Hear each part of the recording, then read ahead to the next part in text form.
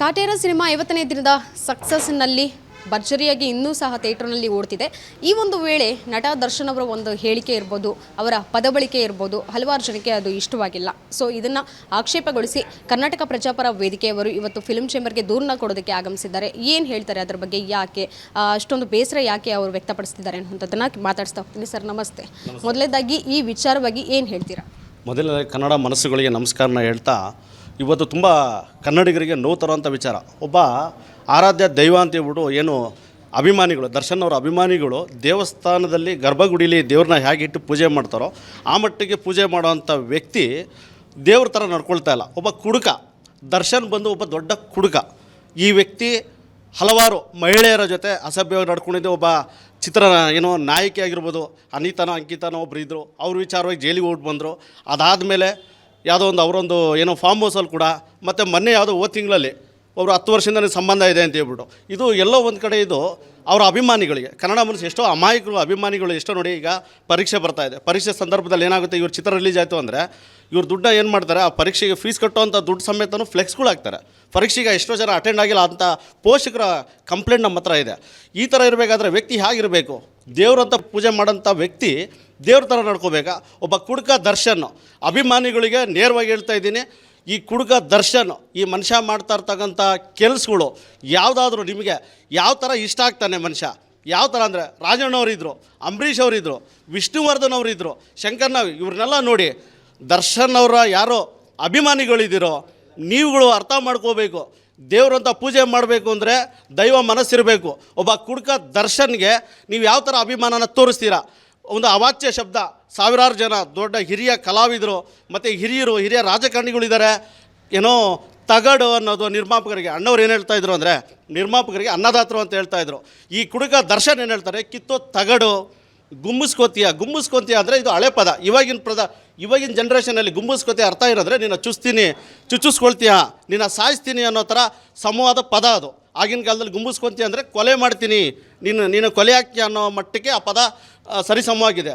ಎಲ್ಲೋ ಒಂದು ಕಡೆ ಬೆದರಿಕೆ ಹಾಕುವಂಥ ನಿರ್ಮಾಪಕರಿಗೆ ಅನ್ನದಾತರು ಅಂತ ಹೇಳ್ತಾ ಇದ್ದಾರೆ.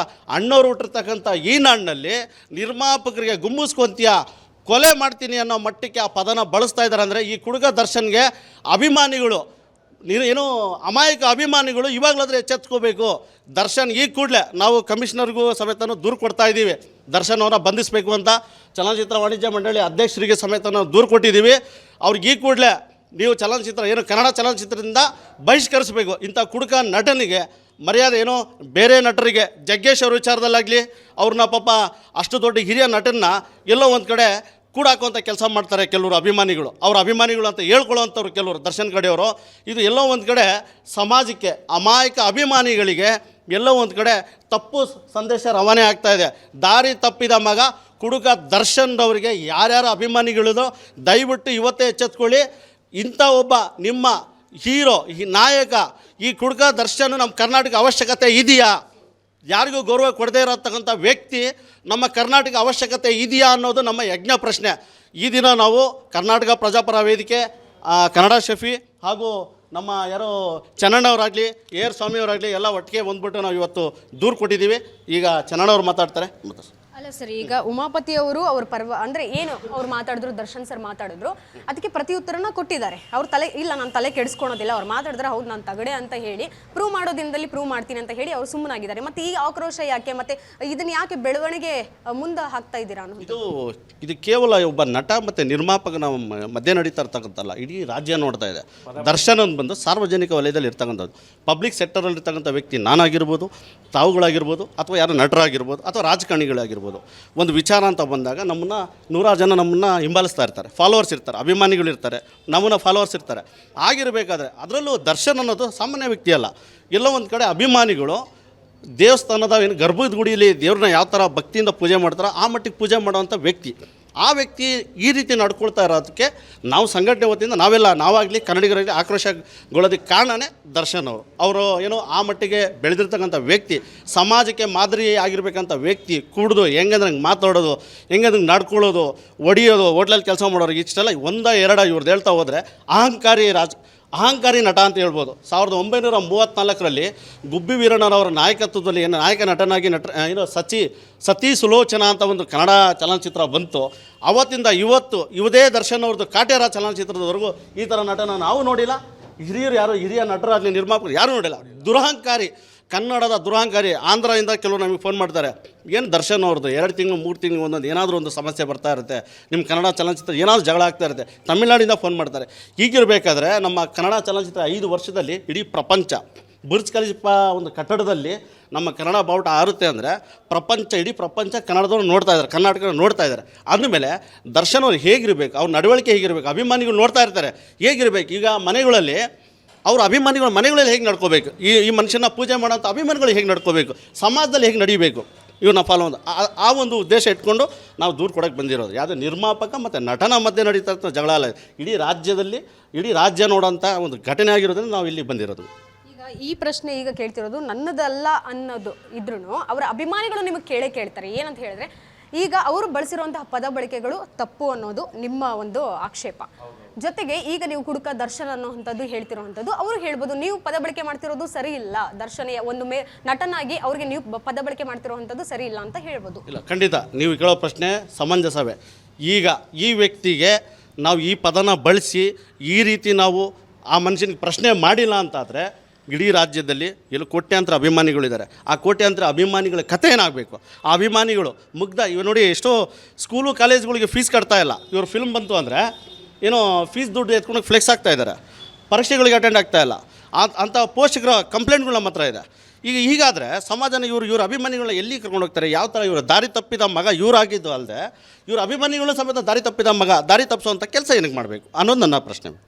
ಈಗ ದರ್ಶನ್ ಸರ್ ಮತ್ತೊಂದು ಹೇಳಿದರು ನೆನ್ನೆ ವೇದಿಕೆಯಲ್ಲಿ, ನನ್ನ ಹತ್ರ ಯಾವುದೋ ಸಾಕ್ಷಿ ಆಧಾರಗಳಿಲ್ಲದೆ ನಾನು ಮಾತಾಡೋಕ್ಕೆ ಹೋಗಲ್ಲ ಅನ್ನೋಂಥದ್ದು. ನಿಮ್ಮ ಬಳಿ ಏನೇನು ಸಾಕ್ಷಿ ಆಧಾರಗಳಿವೆ ದರ್ಶನ್ ಸರ್ ವಿರುದ್ಧವಾಗಿ ದೂರು ಕೊಡೋದಕ್ಕೆ?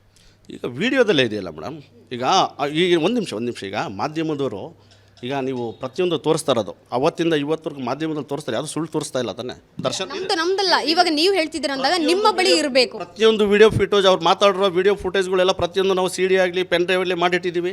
ಮತ್ತು ಕೆಲವು ಫೋಟೋಸು ಸ್ಟೇಟ್ಮೆಂಟ್ ಕೊಟ್ಟಿರೋದು ಅವ್ರದ್ದು ಏನೇನಿದೆ ಆ್ಯಕ್ಟಿವಿಟೀಸ್ ಇವತ್ತು ಇಲ್ಲಿ ಬಂದು ಮಾತಾಡೋದಕ್ಕೆ ಈ ಮಟ್ಟಿಗೆ ಬರಬೇಕಂದ್ರೆ ಅವ್ರದ್ದು ಎಲ್ಲ ದಾಖಲೆಗಳನ್ನ ನಾವು ಇಟ್ಕೊಂಡು, ದಾಖಲೆ ಅಂದರೆ ಪೇಪರ್ ವರ್ಕು ಅವ್ರೇನು ನಮಗೇನು ಕೊಟ್ಟಿಲ್ಲ, ನಾವು ತೊಗೊಂಡಿಲ್ಲ, ಅದು ಬೇರೆ ಪ್ರಶ್ನೆ. ವಿಡಿಯೋ ಇಡೀ ರಾಜ್ಯನೇ ನೋಡ್ತಾ ಇದೆ, ಅದರದ್ದು ವಿಡಿಯೋ ಫುಟೇಜ್ಗಳಿದೆ, ನಮ್ಮ ಹತ್ರ CD ಇದೆ, ಪೆನ್ ಡ್ರೈವಲ್ಲಿ ರೆಡಿ ಮಾಡಿ. ಇವಾಗ ಯಾರಿಗೆ ನಮ್ಮ ಪೊಲೀಸ್ ಕಮಿಷನರ್ಗೆ ಕಂಪ್ಲೇಂಟ್ ಮಾಡ್ತಾ ಇದ್ದೀವಿ ಅಂದರೆ ಅದನ್ನು CD ವಿತ್ ಇದು ಕಂಪ್ಲೇಂಟ್ ಕಾಪಿ ಜೊತೆಲಿ CDನೂ ಅಟ್ಯಾಚ್ ಮಾಡಿ ಕೊಡ್ತೀವಿ. ಇಷ್ಟು ಅದೇ ಕೇಳಿದ್ದು, ನಿಮ್ಮ ಪ್ರೂಫ್ ಇದ್ದರೆ ದಟ್ಸ್ ನೋ ಪ್ರಾಬ್ಲಮ್ ಅನ್ನೋವಂಥದ್ದು ಅಷ್ಟೇ. Okay, thank you. ಪ್ರೂಫ್ ಅನ್ನೋ ದಾಖಲೆ ಅನ್ನೋದಕ್ಕಿಂತ ಇಡೀ ರಾಜ್ಯ ನೋಡಿದೆ ಆಲ್ರೆಡಿ.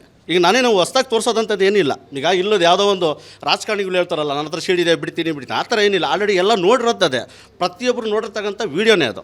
ಅದೇ ಫುಟೇಜ್ ನಮ್ಮ ಹತ್ರನೂ ಇದೆ. ಆಯ್ತು. ಮತ್ತು ಈ ಕ್ಷಣಕ್ಕೆ ಯಾಕೆ ಸರ್ ಅದು ಈಗ ಮತ್ತೆ ನೀವು ಮಾತಾಡ್ತಿರೋವಂಥದ್ದು, ಇವಾಗ ದರ್ಶನ್ ಸರ್ ಮೇಲೆ ಇರುವಂತಹ ಒಂದು ಏನೇನು ಬೇಸರ ಇರ್ಬೋದು, ಅವ್ರ ಸಿಟ್ಟಿರ್ಬೋದು, ಈಗ ಹೊರ ಹಾಕ್ತಾ ಇರುವಂಥದ್ದು ಯಾಕೆ? ಈಗ ನೋಡಿ, ಒಂದು ವೇದಿಕೆ ಅಂದರೆ ಗೌರವಾನ್ವಿತ ವ್ಯಕ್ತಿಗಳು ಇರ್ತಾರೆ. ಅಲ್ಲಿ ಸ್ವಾಮೀಜಿಗಳು ಇದ್ದರು ಅನಿಸುತ್ತೆ. ಆ ಒಂದು ವೇದಿಕೆಯಲ್ಲಿ ಸ್ವಾಮಿಗಳು ಇದ್ದರು, ಒಂದಿಬ್ಬರು ಸ್ವಾಮಿಗಳು ಇದ್ದರು. ಈ ರಾಜ್ಯದ ಹಿರಿಯ ಸ್ವಾಮಿಗಳು, ಪ್ರತಿಯೊಬ್ಬರು ಪೂಜೆ ಮಾಡೋಂಥ ಸ್ವಾಮಿಗಳು ಇದ್ದರು. ಆ ಥರ ರಾಜಕಾರಣಿಗಳಿದ್ದರು.